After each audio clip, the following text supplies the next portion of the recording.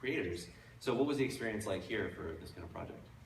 Well, I think there's two aspects. There's from the agency side and then from the client side. So I can speak from the agency side.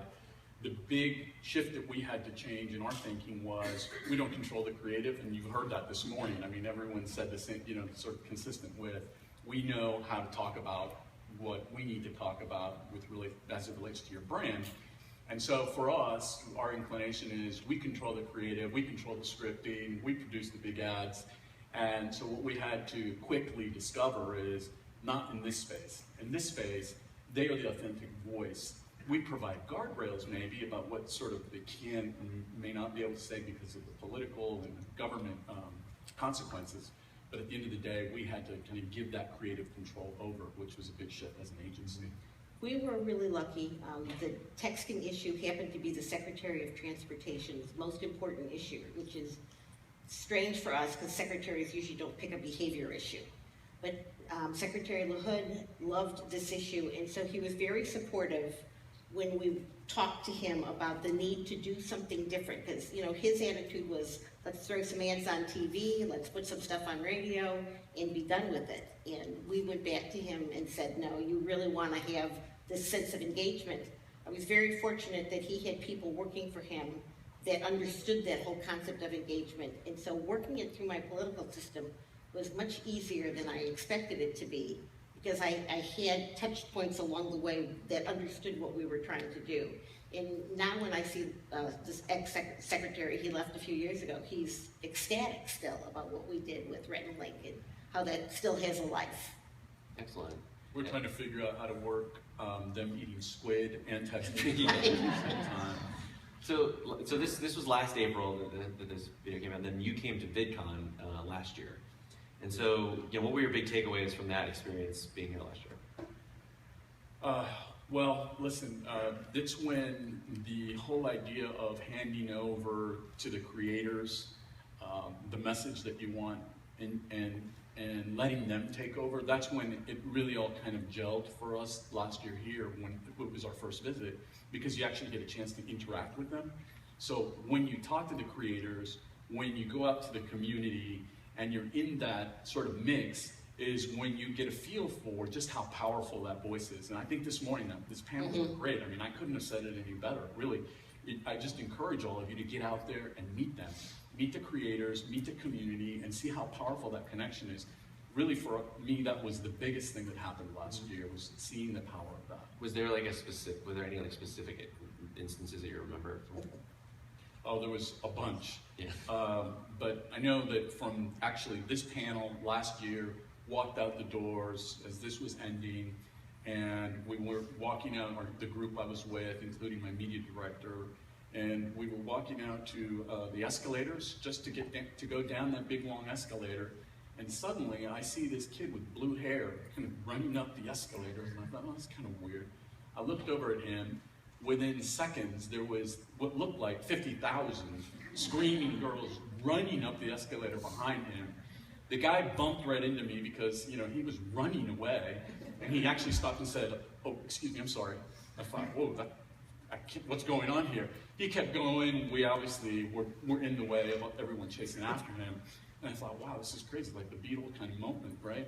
And later on that day, I ran into that kid at a backstage event, and he said, oh, hey, I'm really sorry I ran into you. My name is, and you know, he had this very natural conversation, and I realized this guy has influence with all these people that he's talking to. But he's just a really very down-to-earth and grounded person. And so I realized these are the vehicles, really the best ways for us to communicate and engage with our audiences. Yeah. And by the way, our media director, as soon as that happened, jumped on the phone, called back to the office to all of our TV buyers and said, the future is now. You guys need to get out here and look at this. This is crazy. It's changing. It's a very visceral week, I feel like, for these things. So this video was not a one-off. You guys did another video with the Fine Brothers that was watched 7 million times. How has this shifted your strategy and thinking ongoingly? Well, we don't want these to be just a one-off. So the way we have started looking at our media budget is we are pulling money right off the top to make sure that we have some resources available to continue to work with the creators. nothing I do is as powerful as what the creators can do in reaching their audience.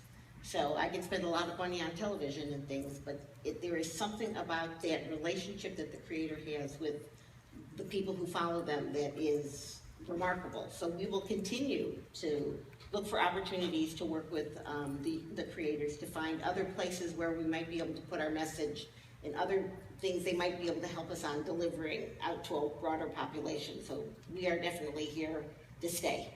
And speaking of broader population, I mean, Sue doesn't like to brag, but really the Department of Transportation and her office in particular has done some landmark work throughout the federal government. Nobody's done this kind of work. In fact, just recently we did a seatbelt campaign to reach bilingual, bicultural Latinos in the United States, an exploding demographic that everyone's trying to figure out how to communicate with. We found a great creator, Daniel Fernandez, and we created a piece that resonated and had millions of views immediately in the first week. But again, I go back to the engagement. We watched the views go up and we're like, oh, that's fantastic. But the way people were sharing it in both languages and across culture, it was unbelievable. And the message was, click it or take it. I mean, it's not really, seatbelts, but these creators have a way of communicating that and making it go out into and change behavior. Yeah, so for this crowd, as you're thinking about the way you're going to use YouTube in the future, what is one thing that everybody who's working with a brand in this room should be thinking about in their brand strategy? Go ahead. I think there's two things. One is that finding that balance, because what has changed for us has been working with creators is great, but also as a brand, I think that the community is looking to also see your content out there as a brand. So not just working with creators. So we're looking at blending those two things together, and the creators are opening that avenue for us because they're putting that brand out there. NHTSA and the Department of Transportation, yeah, that's a brand, and we're going to take it out there, and we're going to create our own content that complements what the creators are doing with us. I think the other thing that I would say is it's really important to really look at YouTube as it's almost like another network. It's another avenue. It's an NBC and ABC, CBS, it's all, but it's YouTube and it's here today and it's where we're going in the future. And so if you're working with your media strategists and you see a really traditional plan that continues to do television, print, radio, outdoor, you need to ask the question, where's YouTube in all of this? Because that's going to get you a different population that many of the brands in this room really want to talk to. Excellent. Thank you both so much. Thank you. Thank you.